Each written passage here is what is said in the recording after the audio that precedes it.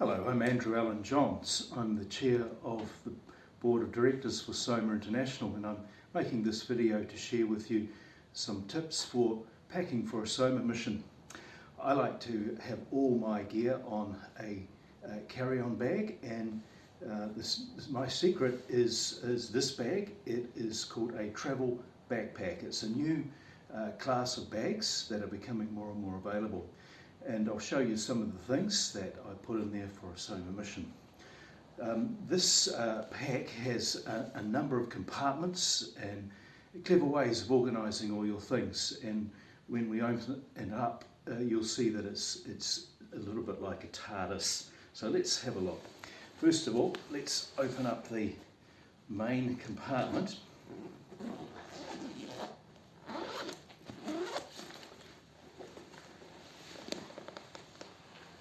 And in here, the big secret is a packing cube.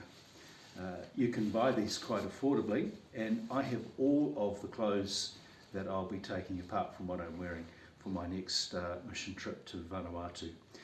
This also coincidentally can double as a pillow if you're in need of one. Let's open it up and see some of the clothes that I'll be taking.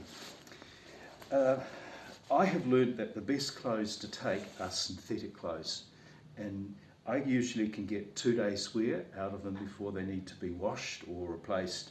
And the secret, of course, is to bring with you some concentrated washing powder. This is my bag. That'll be enough powder for while I'm away on a 10-day mission. And if you have synthetics, not only are they lightweight, but they wash and dry really easily. That's the secret to having enough clothes. I also follow what's known as the rule of 3. That is, you have no more than 3 of any one garment. 3 tops, 3 pairs of pants, 3 pairs of underpants, or 3 pairs of socks. That's all you need if you are washing. Now, you might find that your hosts are very happy to do washing for you, but if you come prepared, then you're able to keep everything light. If we take this t-shirt here, this is a simple black synthetic shirt, and it has some New Zealand motifs, which I like to show while I'm away, but that is formal enough and dressy enough to be speaking.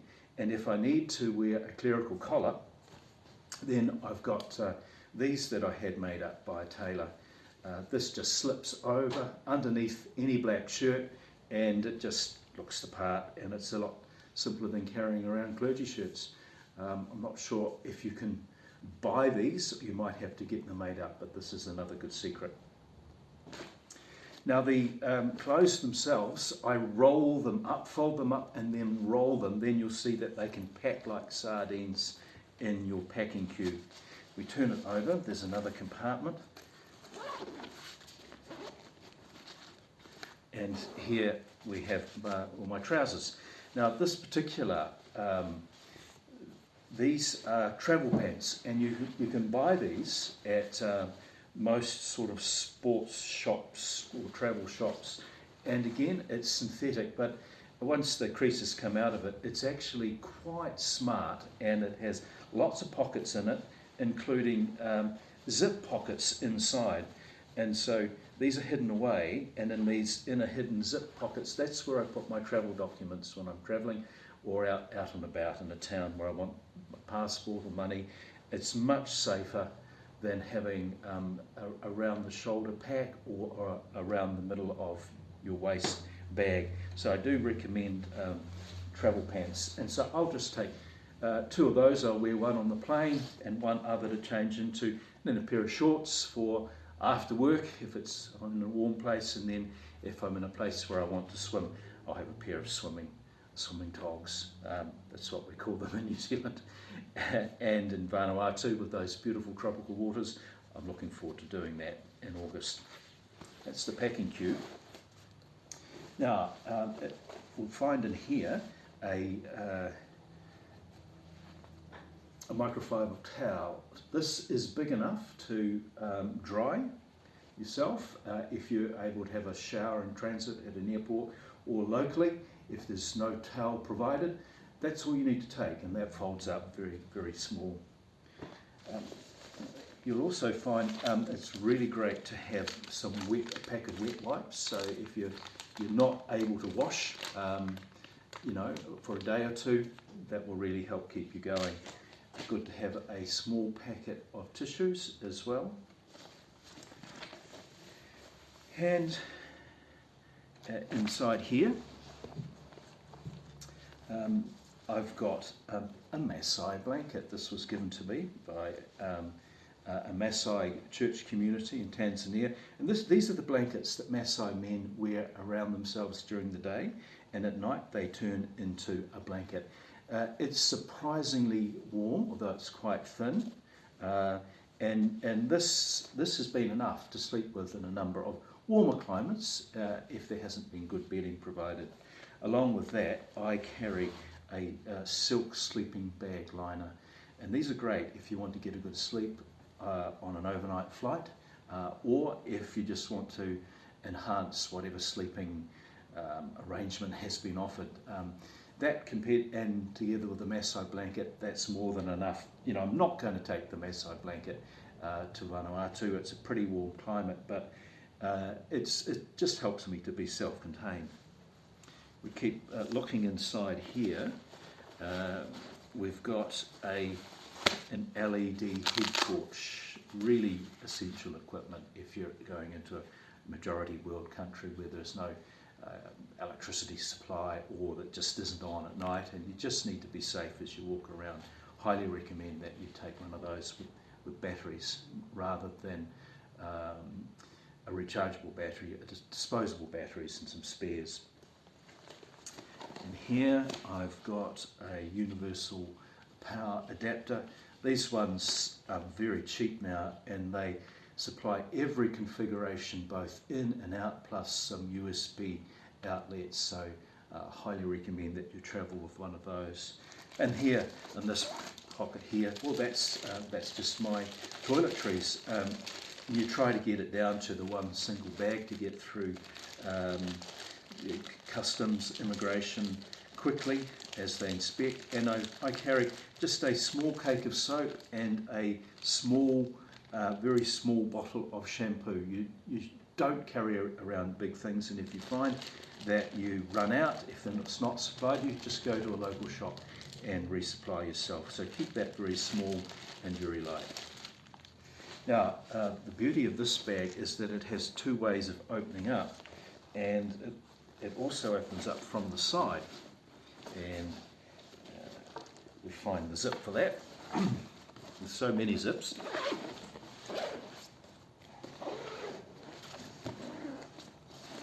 There is a compression zip, so it has an expansion function. You can get another 10 litres in there if you, for instance, you want to bring home more than you brought. You are buying presents, or you've been given gifts by your hosts.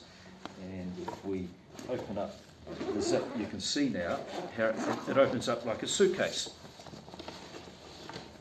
And there's another compartment underneath, and in there, inside this pocket, I have the pair of shoes. And these are the sandals. These are what I would mostly wear in most places, and it's really all you need.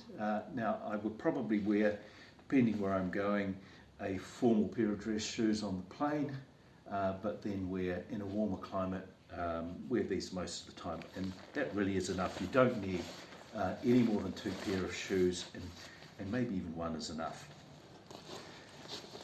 If we open up the back of the pack, we see there's compartments for all your IT gear.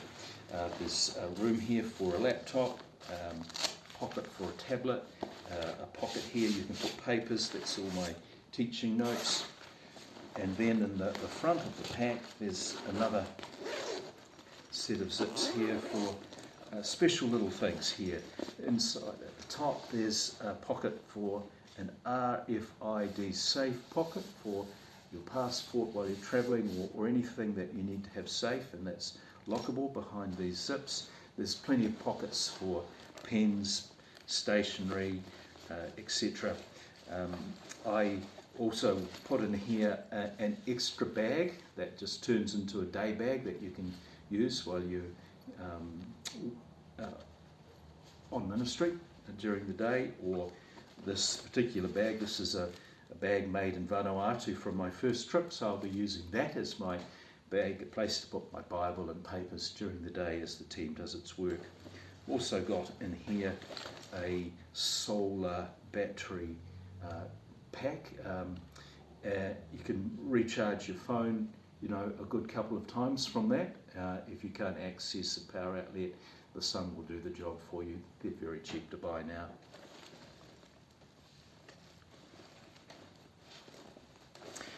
A little item here, which is just a cup hook.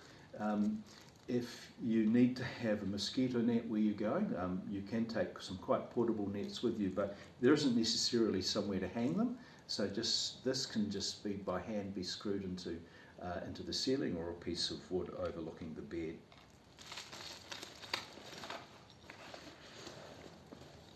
And then finally, the final pocket up here, room for a pair of glasses, but also an amenity kit.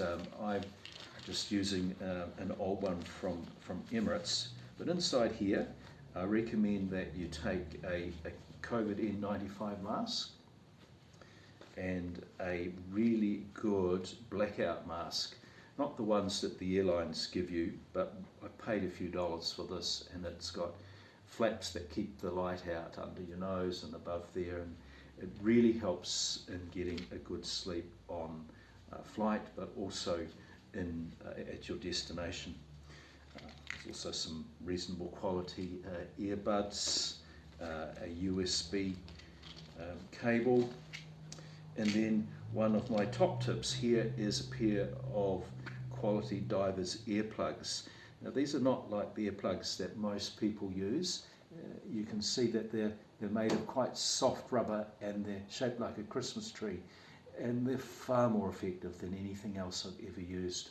You can buy these again at sport shops or dive shops, and again they help you get to sleep on the plane, but also once you're at your location. I find once I pop these in, I fall to sleep very quickly.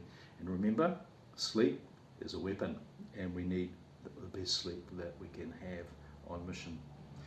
And then there's another little box where you've got medication that you might need while you're travelling, particularly anti-malarials or sleeping pills or whatever you need as you travel. So they're the things that I pack, and altogether what I've got here weighs about 9 kilograms. There's some items here that I don't need. I can get the weight down even further. And when you travel too, if you need to have a belt, I recommend a belt like this. It's a fabric belt with a plastic clip that'll get you through security screening apparatus. Far easier than anything with a metal buckle. So those are some tips that can help prepare you for easy travel. And if you arrive with a bag like this, it's far easier to get in and out of the airport. It's more secure because you've got it with you at all times. You can have it on your back, and when your hosts meet you, it's a far better lot to be travelling like than to have lots of suitcases like a wealthy Western tourist. And so that's my recommendation.